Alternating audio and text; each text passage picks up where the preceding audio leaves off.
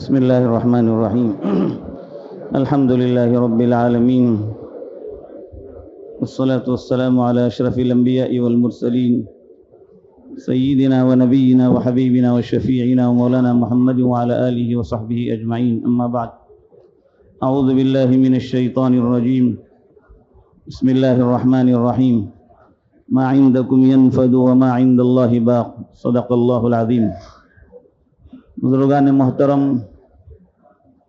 بھائیوں اور دوستوں، اسلام کے جو بنیادی ارکان ہیں، ہم میں سے ہر کوئی جانتا ہے کہ اسلام کے 5 بنیادی ارکان بیان کیے گئے ہیں۔ رسول کریم صلی اللہ علیہ وسلم نے فرمایا بنی الاسلام علی 5، اسلام کی بنیاد 5 چیزوں پر رکھی گئی ہے، اور یہ 5 چیزیں یا یہ 5 بنیادیں اس کے ستون کی حیثیت رکھتی ہیں۔ جس طرح سے کسی عمارت کے لیے کسی ستون کا کم ہونا اس عمارت کو گرا دیتا ہے، اسلام کے ان ستونوں میں سے کوئی ستون اگر کم کر دے کوئی آدمی تب تو پھر اسلام کی عمارت قائم نہیں رہتی۔ شہادتین کے اقرار کے بعد اللہ کی وحدانیت، اس کی توحید کے اقرار، اور نبی کریم صلی اللہ علیہ وآلہ وسلم کی رسالت کے اقرار کے بعد مزید 4 چیزیں بطور ستون کے اسلام کی جو ہے بیان کی گئی، جس میں سے 5 وقت کی نمازوں کا پڑھنا، رمضان المبارک کے روزوں کا رکھنا، اور جن کو اللہ تعالیٰ نے مال و دولت سے نوازا ہے اس کی ایک مقدار تک جب پہنچ جائے اس کی زکوٰۃ ادا کرنا سالانہ، اور پھر اللہ نے جن کو استطاعت و طاقت دی ہے حج بیت اللہ کی ادائیگی۔ یہ 5 اسلام کے 5 بنیادی اراکین بتلائے گئے ہیں۔ ابھی کچھ ہی دنوں کے اندر رمضان المبارک کا مہینہ آنے والا ہے، اس فریضے کو بھی ہمیں ادا کرنا ہے انشاءاللہ۔ اس وقت ہمارا جو موضوع ہے اسلام کے 5 بنیادی ارکان میں زکوٰۃ کا موضوع ہے۔ زکوٰۃ کے تعلق سے قرآن پاک کے اندر تفصیلی احکامات کے ساتھ ساتھ اس کی ادائیگی کا حکم دیتے ہوئے اور اس کو ادا کرنے میں جو کوتاہی کرتے ہیں اس پر سخت وعید بھی بیان کی گئی ہے۔ نماز کے ذکر کے ساتھ ساتھ قرآن پاک کے اندر 10 جگہ زکوٰۃ کی ادائیگی کا بھی حکم دیا گیا ہے۔ نماز اور زکوٰۃ کا حکم قرآن پاک کے اندر 10 جگہ ایک ساتھ بیان کیا گیا ہے۔ اس سے ہم اس کا اندازہ لگا سکتے ہیں۔ وَأَقِيمُوا الصَّلَاةَ وَآتُوا الزَّكَاةَ، نماز قائم کرو اور زکوٰۃ ادا کیا کرو۔ یہ زکوٰۃ لوگوں کے مالوں کو صاف کرنے کے لیے اللہ تعالیٰ نے فرض کی ہے۔ انسان کو اللہ نے جو مال دیا ہے اس مال کو لوگوں کے حقوق سے بھی صاف و پاک کیا جائے، اور اس مال کو اللہ تعالیٰ کے فرائض کے طور پر ادا کرتے ہوئے مال کی جو ہے صفائی اور ستھرائی ہو۔ قرآن پاک میں اللہ تعالیٰ فرما رہے ہیں کہ ما عندکم ینفد، جو کچھ مال تمہارے پاس رہے گا وہ ختم ہو جائے گا، وما عند اللہ باق، البتہ اللہ کے پاس جو مال پہنچ جائے گا وہ باقی رہنے والا ہے۔ اس آیت کریمہ کے ذریعے فرمایا گیا کہ جو مال اللہ کے حضور بندہ پیش کرتا ہے وہ مال اللہ کے یہاں باقی رہتا ہے، اس کو اس پر اجر و ثواب کا وعدہ کیا گیا ہے، اور اللہ کی راہ میں مال خرچ کرنے کو خصوصاً فرض زکوٰۃ کی ادائیگی کے تعلق سے فرمایا گیا کہ آدمی 1 روپیہ خرچ کرتا ہے، 1 درہم خرچ کرتا ہے، اللہ کے یہاں اس کا اجر و ثواب اس قدر بڑھا کر دیا جاتا ہے کہ 10 گنا نہیں، 100 نہیں، 700 گنا۔ كَمَثَلِ حَبَّةٍ أَنبَتَتْ 7 سَنَابِلَ فِي كُلِّ سُنبُلَةٍ 100 حَبَّةٍ۔ اللہ کی راہ میں مال خرچ کرنے کی مثال ایسے سمجھائی گئی جیسے کہ 1 دانہ آدمی نے زمین پر لگایا، اس کے اندر سے جو درخت نکلا اس کے اندر 7 کوپلیں نکلی، 7 بالیاں نکلی، ہر بالی کے اندر 100 دانے، اس طرح سے 7 بالی کے اندر 700 دانے، ایک دانے کے بدلے میں ملی ہے. اللہ کے راستے میں دینے والا مال خصوصاً فرض زکات اس پر اللہ تبارک و تعالیٰ 700 گنا ادا کر دیتے. چنانچہ امت کا اس بات پر اتفاق ہے کہ جو زکات کا انکار کرتا ہے وہ کافر ہو جاتا ہے. اور جو آدمی مال کی محبت کی وجہ سے کنجوسی کی وجہ سے زکات ادا نہیں کرتا وہ فاسق و فاجر ہے. وہ اسلام کے اس حکم کی ادائیگی کے لیے کوتاہی کرنے والا ہے. زکات ادا نہ کرنے والوں کے تعلق سے قرآن پاک کے اندر بھی اور احادیث مبارکہ میں بھی بڑی سخت وعیدیں آئی ہیں. قرآن پاک میں زکات نہ دینے والوں کے تعلق سے فرمایا گیا والذین یکنزون الذهب والفضة ولا ينفقونها في سبيل الله فبشرهم بعذاب علیم.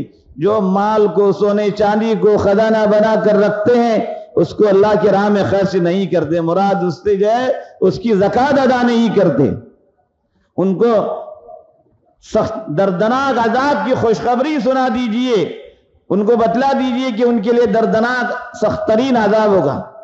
جس دن قیامت کے دن اللہ تعالیٰ ان کے اس مال کو تختیاں بنا کر کے جہنم کی آگ میں تپائے گا اور اس کو فَتُقْوَى بِهِ جِبَاهُهُمْ وَجُنُوبُهُمْ وَظُهُورُهُمْ، ان کی پیشانیوں کو اور ان کی پشت کو اس سے جو ہے داغا جائے گا.